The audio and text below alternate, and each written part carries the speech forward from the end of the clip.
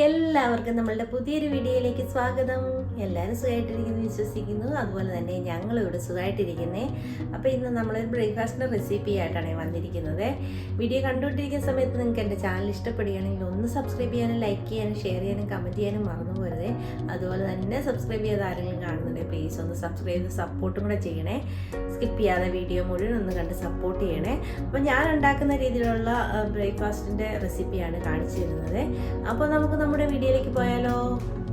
ഇതുകൊണ്ട് നമ്മൾ ഇന്ന് രാവിലെ ബ്രേക്ക്ഫാസ്റ്റിന് പാലപ്പം ഉണ്ടാക്കാമെന്നാണ് വിചാരിച്ചിരിക്കുന്നത്. അപ്പോൾ രാവിലെയാണ് ഞാൻ ഇത് അരച്ച് വെക്കുന്നത്. 1 മണിക്കൂർ കൊണ്ട് പൊങ്ങി കിട്ടുമല്ലോ ഇൻസ്റ്റൻറ്റ് ഈസ്റ്റ് ഇട്ട് കൊടുത്തു കഴിഞ്ഞാൽ. അതുകൊണ്ടായിട്ട് ഞാൻ 1.5 കപ്പ് അരിപ്പൊടി വെള്ളം ഒഴിച്ചൊന്ന് കലക്കി എടുത്തിട്ടുണ്ട്. ചെറിയ രീതിയിൽ ഒത്തിരി വെള്ളം ചേർക്കാതെ കലക്കി എടുക്കണം. അതിലേക്ക് ഞാൻ 1 ടീസ്പൂൺ അരിപ്പൊടി എടുത്ത് കപ്പി കാച്ചിയിട്ട് ചെറു ചൂടോടെ വേണ്ട മിക്സിയുടെ ജാറിലിട്ട് കൊടുത്തിട്ടുണ്ട്. അതിലേക്ക് ആവശ്യത്തിനുള്ള തേങ്ങയും പിന്നെ ഒരു 4 ടീസ്പൂൺ പഞ്ചസാരയും പിന്നെ നമ്മൾ ഒരു 1/2 ടീസ്പൂൺ ഇൻസ്റ്റൻറ്റ് ഈസ്റ്റ് ഇട്ട് കൊടുത്തിട്ടുണ്ട്. ഈസ്റ്റ് നല്ലത് എടുക്കണേ, അല്ലെങ്കിൽ പൊങ്ങി വരാനായിട്ട് താമസിക്കും.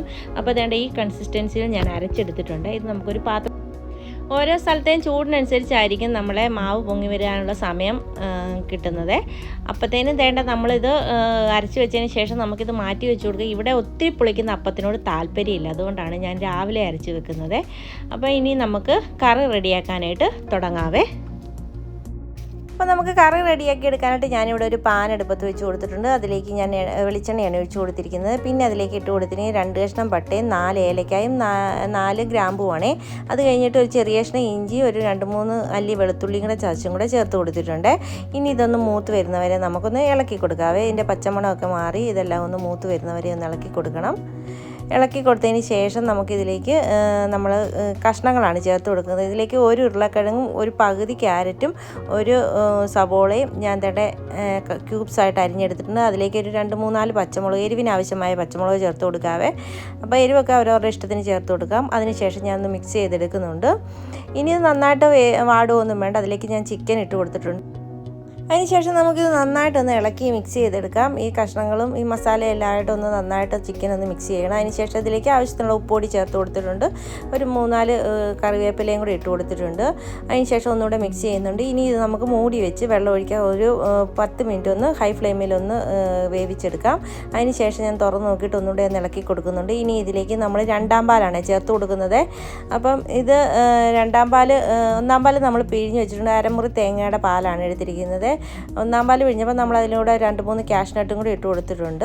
അങ്ങനെയാണ് പിഴിഞ്ഞെടുത്തിരിക്കുന്നത്. ഇത് തിളച്ച് വന്നപ്പോൾ ഇതിലേക്ക് ഞാനൊരു 1.5 ടീസ്പൂണോളം കുരുമുളക് പൊടിയും അതുപോലെ തന്നെ ഒരു 3/4 ടീസ്പൂണോളം പെരിഞ്ജീരകത്തിൻ്റെ പൊടിയും കൂടെ ചേർത്ത് കൊടുത്തിട്ട് നന്നായിട്ടൊന്ന് മിക്സ് ചെയ്തെടുക്കുന്നുണ്ട്.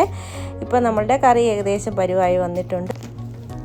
ഇനി ഇതിലേക്ക് നമ്മൾ പാല് പിഴിഞ്ഞത്, അതിനകത്ത് തേങ്ങയ്ക്കകത്ത് ഞാൻ കാഷ്നട്ടും കൂടെ അരച്ചതാണ്. അതും കൂടെയാണ് പിഴിഞ്ഞ് നമ്മൾ പാലാക്കി എടുത്ത് ഒഴിച്ചു കൊടുത്തിരിക്കുന്നത്.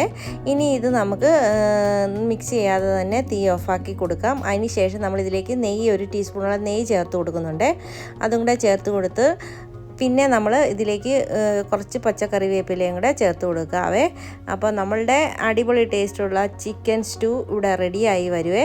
അപ്പം ഇതേപോലെ ഉണ്ടാക്കാത്തവർ തീർച്ചയായിട്ടും ഒന്ന് ഉണ്ടാക്കി നോക്കണേ. അപ്പോൾ ഇത് കറിവേപ്പില ഇട്ടതിന് ശേഷം നമുക്ക് ഇളക്കുകയൊന്നും ചെയ്യേണ്ട. മൂടി നമുക്ക് വെച്ച് ഒരു 10-15 മിനിറ്റ് കഴിഞ്ഞിട്ട് വേണം തുറന്ന് ഇതൊന്ന് മിക്സ് ചെയ്തെടുക്കാനായിട്ട്.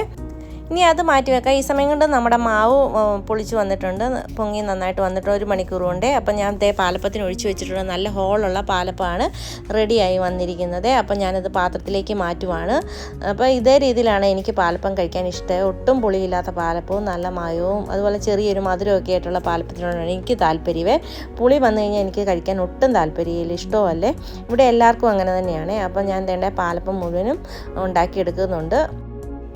അപ്പോൾ അതിനുശേഷം നമ്മുടെ കറി ഒന്ന് നന്നായിട്ട് മിക്സ് ചെയ്യുകയാണ് ഒരു 10-15 മിനിറ്റിന് ശേഷമേ. അപ്പോൾ നല്ല സ്മെല്ലും നല്ല ടേസ്റ്റും ഉള്ള കറിയാണ്. ഉണ്ടാക്കാത്തവർ തീർച്ചയായിട്ടും ഇതേ രീതിയിലൊന്നും ഉണ്ടാക്കി നോക്കണം. തീർച്ചയായിട്ടും നിങ്ങൾക്ക് എല്ലാവർക്കും ഇഷ്ടപ്പെടുവേ. അപ്പോൾ അതിനുശേഷം ഞാനും ചേട്ടനും കൂടെ ഫുഡ് കഴിച്ചുകൊണ്ടിരിക്കുകയാണേ.